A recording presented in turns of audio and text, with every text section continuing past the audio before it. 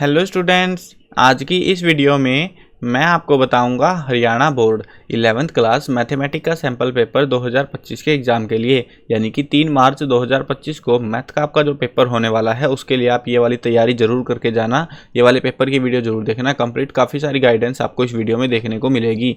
शुरू करते हैं वीडियो को। मैं हूँ अजय और आप देख रहे हैं CCL चैप्टर। लेकिन वीडियो शुरू करने से पहले आपको बता दूँ, अगर आपको हरियाणा बोर्ड 11th क्लास के किसी भी सब्जेक्ट के ओल्ड पेपर या मॉडल पेपर सोल्यूशन की वीडियोज़ देखनी है, डिस्क्रिप्शन में प्लेलिस्ट के लिंक है, वहां से देख सकते हो। उसके अलावा आपको एक वेबसाइट बता देता हूं, गूगल पर जाओ और ये नाम सर्च कर लो cclchapter.com। इस वेबसाइट पर हरियाणा बोर्ड का एक सेक्शन देखने को मिलेगा जहां पर आपको सारा स्टडी मटेरियल, सारे पेपर्स पुराने के पुराने, वो आप यहां से इस वेबसाइट से डाउनलोड कर सकते हो। मैथ का जो पेपर है वो आएगा आपका 80 नंबर का, 3 घंटे का टाइम होगा। और भाई अब की बार एक स्पेशल वार्निंग आप सभी को मैं प्रोवाइड कर देता हूँ पहले ही। अब की बार अगर आप ये वाला मॉडल पेपर है ये तो, और इस मॉडल पेपर को देख के अगर आपको ये वाला पेपर डिफ़िकल्ट लग रहा है तो समझ लो भाई पेपर बहुत डिफ़िकल्ट है आपके लिए। फिर तो मतलब रोने आ जाएंगे आपको, क्योंकि लिटरली अब की बार मैथ का पेपर बहुत डिफिकल्ट आ रहे हैं लगभग सभी क्लासेज में। तो इस चीज़ का ध्यान रखना है आपको भाई कि पेपर डिफिकल्ट है तो सिंपल सी बात है कि आपको तैयारी अच्छे से करनी पड़ेगी। अपने बेसिक्स जो हैं, बेसिक्स का मतलब फॉर्मूले और वो सारी चीज़ें वो अच्छे से रिवाइज कर लेना। और प्लस में आपको ओल्ड क्वेश्चन पेपर सोल्व करने हैं और ओल्ड पेपर, और प्लस में आपको जो है NCERT के एग्जाम्पल्स जरूर करने हैं। ये 3 चीज़ें तो कंपलसरी हैं करनी। इसके एक्स्ट्रा में जो आप पढ़ना चाहते हो वो पढ़ सकते हो, लेकिन ये 3 चीज़ें कंपलसरी हैं। क्योंकि भाई पेपर अगर देखो, दो चीज़ें बता देता हूँ, 2 पर्सपेक्टिव पहले ही पता होने चाहिए। एक तो हमारा बोर्ड अब की बार कुछ परसेंट CBSE के क्वेश्चन ऐड कर रहा है, वो मुझे नहीं पता क्यों, क्या करना चाह रहा है बोर्ड हमारे साथ। इसका रिजल्ट ये हो रहा है कि बुक जो क्वेश्चंस आपके पेपर में वो आउट ऑफ बुक आ रहे हैं। मतलब वो पता नहीं कहाँ से उठा के ले आ रहे हैं क्वेश्चंस को, ये जो कि हमने कभी देखे नहीं ना। आप कहीं से पढ़ लेना उनको, ट्यूटर से देख लो या इधर उधर कहीं से भी, वो आपको कहीं नहीं मिलने वाले। ऐसे ऐसे क्वेश्चंस आ रहे हैं भाई एग्जाम में, तो उनको तो आप हो सकता है टैकल कर पाओ, हो सकता है नहीं भी कर पाओ, लेकिन जो बाकी के क्वेश्चन है एटलीस्ट आप उनको अटैम्प्ट कर पाओगे। तो बाकी पेपर के ऊपर रहेगा टोटल कि कैसा पेपर आपको बोर्ड एग्जाम में देखने को मिलता है। ठीक है, तो ये चीज़ आपको ध्यान में रखनी है। पहले ही समझ लो कि पेपर डिफिकल्ट आने वाला है, तो तैयारी बढ़िया से कर लेना अपनी। अब देखो सेक्शन ए देख लो। सेक्शन ए के अंदर आपको जो है के नंबर के MCQ टाइप के क्वेश्चन मिलेंगे। इसमें आपको क्या है, पहला क्वेश्चन है कि यदि जो है x दे रखा है हमको ABCDE, y दे रखा है DEFG, इसमें x में से y घटा दो और उसका इंटरसेक्शन कर दो x और x प्लस y में से। ठीक है, अब कैसे करना है ये, पहले तो x में से y घटा दो। x में से जब y को घटा दोगे, यानी कि इसमें से इसके जो एलिमेंट्स हैं उनको हटा दो, यानी DE हट जाएगा, तो आपके पास ABCDFG बच जाएगा। उसके बाद इन दोनों को जोड़ दो। ठीक है, और उनका जो कॉमन होगा वो आपको निकालना है, वो आपका रहेगा बी ऑप्शन ABC। ठीक है, यदि इनको जो है सोल्व कर लेना, सोल्व करके जरूर देखना। यदि A जो है AD है, B बराबर BC है और C बराबर BCF है, तो A इंटू में B माइनस C क्या रहेगा आपका। तो इसके लिए आपको जो है सेम वही करना है। तो इसमें भी आपका जो आंसर है वो A ऑप्शन रहेगा, AE और DE जो है आपका आंसर आ जाएगा। नेक्स्ट क्वेश्चन देखो, 75 degree in radian measure is. Radian measure के अंदर जो है 75 डिग्री कितना होता है, तो वो होता है 5π/12। बी ऑप्शन आपका राइट आंसर रहेगा। नेक्स्ट क्वेश्चन है A + IB forms of I - 35 is. तो इसमें जो है बताना है इसका जो है आंसर क्या रहेगा फोर्थ क्वेश्चन का, तो इसका रहेगा आपका I। इसको जब सोल्व करोगे तो I आ जाएगा। नेक्स्ट क्वेश्चन देखो, इफ़ जो है 1/8I प्लस में 1/9I प्लस में या ही नहीं है, ये कुछ और बोलते हैं इसको, x/10I, then value of x की जो है वैल्यू इस केस में क्या होगी, तो इस केस में हमारी जो वैल्यू होगी 100 हो जाएगी। 1 और 16 के बीच गुणोत्तर माध्य है, मतलब GM जो है हमें बताना है कितना कौन सा है यहाँ पे, तो इसका आंसर रहेगा हमारा 8। आंसर की जो है वेबसाइट से डाउनलोड कर लेना cclchapter.com से, वहाँ पे अवेलेबल है। उसके बाद में आपको जो है value of x for which the number हमें दे रखा है -3/11, x और जो है -11/3 आर इन GP, तो कौन सी GP में है वो बताना है हमें। तो यह है +-1 में, बी आंसर सही रहेगा। उसके बाद डेरिवेशन बताना है, sin x + a का क्या रहेगा हमारा, तो इसमें रहेगा sin x + a जो है इसका cos x + a जो हमारा आंसर आ जाएगा। अगला क्वेश्चन है, if the variation of data is 25 then its standard deviation is. तो इसका स्टैंडर्ड डेविएशन क्या होगा, 5 हो जाएगा। नेक्स्ट क्वेश्चन है, इफ P जो है A union B is equal to P A intersection B है for any 2 element A and B, then उस केस में क्या हो जाएगा, तो उस केस में P A जो है P B के बराबर हो जाएगा। ऑप्शन C आपका सही होगा। नेक्स्ट क्वेश्चन देखो, यहाँ पे जो है आपको नॉर्मल क्वेश्चन है 11th क्वेश्चन से आपके, ये भी एक नंबर का क्वेश्चन है। Find the number of the term in the expansion of 3x + 9 इसकी पावर 9। इसको जो है आपको सोल्व आउट करना है। इसका जो है आपका आंसर 10 आएगा। ठीक है, ये आंसर की वगैरह देख लेना, वहाँ से आप आराम से समझ लेना कि किस तरीके से आपको अटैम्प्ट करने हैं क्वेश्चंस को। अब यहाँ पे ऐसे ही जो आपको और भी क्वेश्चंस जो है देखने को मिलेंगे। कुछ क्वेश्चन आपको देखो, ये वाले चैप्टर इंटरसेक्शन यूनियन वाला ही चैप्टर आपका थोड़ा आसान पड़ता है इन लगभग बाकी चैप्टर्स के कंपेयर में। देखो जो आपको इजी लगता है ना चैप्टर, पहले तो उनको फोकस करना है। उनके क्वेश्चंस आपके ये नहीं हो कि उनमें से भी आपके नंबर कट जाए, उनमें से नहीं कटने चाहिए। ठीक है, बाकी जो है ना मार्किंग स्कीम वगैरह बता दूंगा मैं कैसे क्या क्या करना है, सारी चीज़ें बताने वाला हूँ इस वीडियो में। ठीक है, उसके बाद में ऐसे ही जो आपको क्वेश्चन मिलेंगे, फिर यहाँ पे ट्रू फॉल्स है कुछ आपको देखने को मिलेंगे। असर्शन रीजन भी मिलेंगे मैथ के अंदर 2 क्वेश्चन जिनको आपको अटैम्प्ट करना है। नॉर्मल क्वेश्चन से आएंगे, जैसे कि इफ़ x + 1 और y - 2 जो है 3 और 1 दे रखा है, x3 है मतलब y2 है यहाँ पे 2 ऑर्डर्ड, इसके इक्वेशन के हिसाब से बताना है कि क्या ये वैल्यू आएगी, पहले तो वो देखना है। ऑब्वियसली बात है, देखो यहाँ पे पहले तो अगर देखोगे x + 1 और y - 2 है। ठीक है, ये 3 और 1 के अगर इसको सोल्व करोगे तो पता लगाना है कि वैल्यू जो है सेम आ रही है पहले तो, या फिर नहीं आ रही है। ठीक है, अगर सेम आ रही है, जो कि आप में दिख ही रहा भाई नहीं आ रही है, ठीक है, इस वाली स्टेटमेंट में आ ही नहीं रही है वो तो इसलिए हमारा असर्शन ही फॉल्स है। उसके बाद रिसर्च नहीं करनी कि भाई आगे रीजन वैलिड होगा कि नहीं होगा। ठीक है, वो नॉर्मल दिख रही है जो चीज़ें। उसके बाद में अगला पॉइंट देखो, अगला क्वेश्चन, द पॉइंट जो है देगा -520 lies on the XY plane. तो ये कह रहे हैं इस प्लेन पे जो है लाई करता है, तो बिल्कुल सही बात है, इस प्लेन पे लाई करता है। The coordinates of the point XYZ जो है दे रखा है इन XY प्लेन आर 0 0 Z।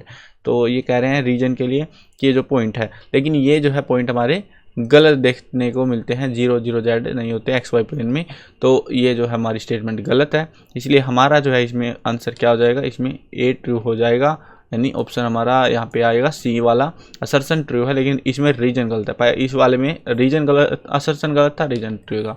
आगे देखते हैं, उसके बाद आएगा आपके पास में सेक्शन बी। सेक्शन बी में 2 नंबर के क्वेश्चंस आएंगे इस टाइप के। इस वाले चैप्टर, ये चैप्टर आसान है, इस वाले चैप्टर को अच्छे से जरूर करके जाने, इसमें से काफ़ी सारे क्वेश्चन मिलने की संभावना रहेगी। और में जो आपको दूसरे बाकी के क्वेश्चंस देखने को यहाँ पे मिल जाएंगे और इनको जो आपको सोल्व कर लेना है। उसके बाद आएगा सेक्शन सी, 3 नंबर वाले क्वेश्चन आपको यहाँ पे देखने को मिलेंगे। इसमें कुछ क्वेश्चन में आपको और मिलेगा, बाकी जो है कंपलसरी रहेंगे क्वेश्चन जिनको आपको सोल्व करना रहेगा। फिर आएगा आपके पास में सेक्शन डी। सेक्शन डी के अंदर जो आपको 5 नंबर के क्वेश्चन देखने को मिलेंगे जिनको आपको सोल्व आउट करना रहेगा। उसके बाद में आपको जो है यहाँ पे इस तरीके से जो है मिलेगा। फिर सेक्शन ई मिलेगा। सेक्शन ई में केस स्टडी टाइप के क्वेश्चंस आपको एग्जाम में देखने को मिलेंगे। यहाँ पे केस स्टडी के नाम पे आपको डरना नहीं है। देखो आपको क्या करना है, सबसे पहले क्वेश्चन को समझना है। अगर यहाँ पे केस स्टडी के नाम पे कर क्या रहे हैं ये लोग, ये सिंपल हमें एक स्टेटमेंट दे देते हैं और उसके बेस पे हमसे क्वेश्चंस कुछ पिक करे जाते हैं, जैसे हमने अनसीन पैसेज वगैरह अटैम्प्ट करे हुए हैं ना, तो वैसा सा ही कुछ हमें यहाँ पे देखने को मिलता है। जैसे यहाँ पे दे रखा है, यहाँ पे क्वेश्चन मैं इंग्लिश में करना प्रेफरेंस करूँगा। To demonstrate the compound angle formula in trigonometry, Mahesh and Siraj selected 2 angle A and B such that AB जो है, ये इसमें क्या सिंबल ही भूल गए हम तो नाम यार, 0 और π/2 है एंड साइन A = 3/5 और कोस B = 9/11 है। ठीक है, हमें कुछ बेसिक इन्फॉर्मेशन इन्होंने दी है बस। ठीक है, find the value of sine B + cos A। तो साइन B और कोस A की वैल्यू हमें जो है फाइंड आउट करनी है। अब साइन A जो है हमें दे रखा है, क्या दे रखा है यहाँ पे, साइन A 3/5 और कोस A हमें साइन B निकालना है और कोस A निकालना है। ठीक है, हमें साइन A दे रखा है और कोस B दे रखा है 9/41। तो हमें पता है कि कोस A जो है बराबर होता है √1 - साइन स्क्वायर A के, साइन स्क्वायर A के। ठीक है, ये हमें फॉर्मूला पता है। अब कोस A हमारे पास है नहीं, ठीक है, सीधी सी बात है, हमें जो है साइन है हमारे पास, तो 1 - साइन स्क्वायर, साइन क्या है हमारा 3/5, 3/5 का इसका पूरे का स्क्वायर और इसका पूरे का फिर स्क्वायर रूट। ठीक है, जब हम इसको सोल्व करेंगे स्टेटमेंट को पूरी को, तो इसका आपका आ जाएगा 4/5, यानी कि स्क्वायर रूट में आएगा आपका 16/25। इसको सोल्व करोगे 4/5 आपका आ जाएगा। ठीक है, और उसके बाद में यहाँ पे देखो आपको क्या दिया हुआ, साइन B और कोस A की वैल्यू, हमें कोस A की वैल्यू मिल चुकी है 4/5। ठीक है, अब वैसे ही हमें साइन B की वैल्यू भी निकालनी है। अब साइन B के लिए हम क्या करेंगे, साइन B बराबर में हो जाएगा √1 - कोस स्क्वायर B।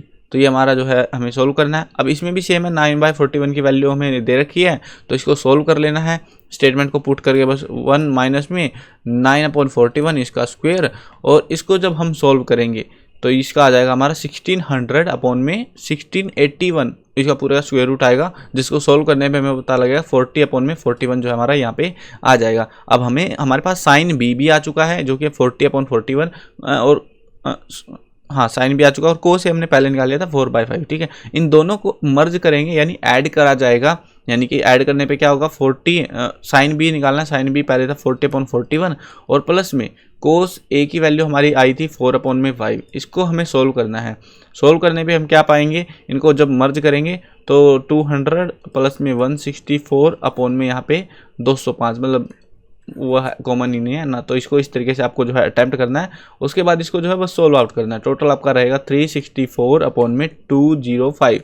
ठीक है, इसके लिए इन्होंने हमें कोई अलग चीज़ नहीं बताई है भाई, बस ये फोटो फालतू में कन्फ्यूजन के लिए दिया हुआ है। ठीक है, कुछ नहीं देगा, यहाँ पे जो बेसिक वैल्यूज है उनको अंडरस्टैंड करना है और सिंपल क्वेश्चन को सोल्व करना है। ठीक है, तो इस तरीके से आपका सोल्व हो जाएगा। उसके बाद में इसमें सेकंड क्वेश्चन देखो, कोस ए प्लस में बी जो है इसकी वैल्यू हमें कैलकुलेट करनी है। तो इसके लिए कोस ए प्लस बी क्या होता है, cos A into cos B minus sine A into sine B. ठीक है, अब हमारे पास चारों वैल्यूज थी, हमने पहले क्वेश्चन में निकाली ना कुछ वैल्यूज, तो जैसे साइन बी की, कोस ए की वैल्यू हमने निकाली है, तो ये वैल्यू हमने ऑलरेडी निकाली, दो वैल्यू हमारे पास ऑलरेडी थी। तो कोस ए प्लस बी क्या होता है यहाँ पे हमारा, कोस ए प्लस मल्टीप्लाई में कोस B minus sine A into में साइन बी। ठीक है, ये हमारा जो है फॉर्मूला होगा जो कि हमें अप्लाई करना है वैल्यू निकालने के लिए।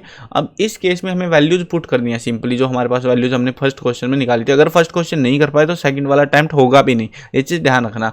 ठीक है, तो पहले वाला अटैम्प्ट करना कंपलसरी हो जाएगा एक तरीके से कहा जाए तो। जब इसको आप सोल्व करोगे वैल्यूज पुट करके तो आपका आंसर आ जाएगा -133 अपॉन में 205। तो इस तरीके से सोल्व होगा। यहाँ पे इन डायग्राम और इनके चक्करों में मत पड़ना, कंफ्यूज मत हो जाना कि पता नहीं केस स्टडी के नाम पे क्या देंगे। तो ऐसे टाइप के क्वेश्चंस आपको देखने को मिलेंगे जिनमें बेसिक फॉर्मूले और लॉजिक्स ही इस्तेमाल होंगे।